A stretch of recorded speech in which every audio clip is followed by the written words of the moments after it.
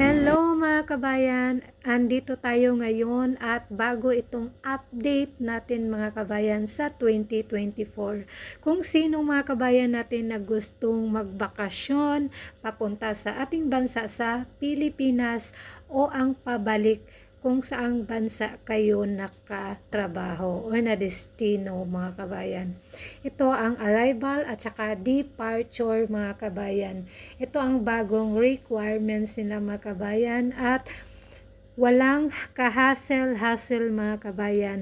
Yan lang po ang ating bagong requirements mga kabayan. Kung kayo ay magbakasyon mga kabayan, ang dalhin nyo lang po is mag-fill up po kayo sa Google, sa e-travel po mga kabayan. Pag gusto nyo pong magbakasyon, dalhin nyo po ang inyong passport, confirmation ticket, at saka ICAMA or valid na QID or Qatar ID kung saang bansa po kayo na naka-duty or nakatrabaho mga kabayan.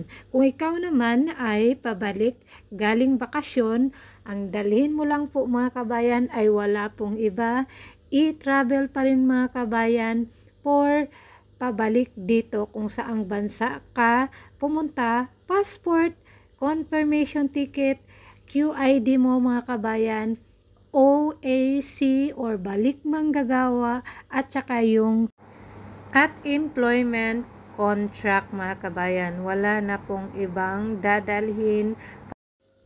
Wala nang iba mga kabayan, yan lang po ang dalhin nyo papunta sa check-in counter at hingan kayo sa immigration, yung OAC at yung pera po na refund sa mga OFW kung saang gate po kayo after nyo po mag immigration, doon po ninyo makukuha ang inyong refund sa OFW kung saang gate po kayo or anong airline po ang sasakyan nyo.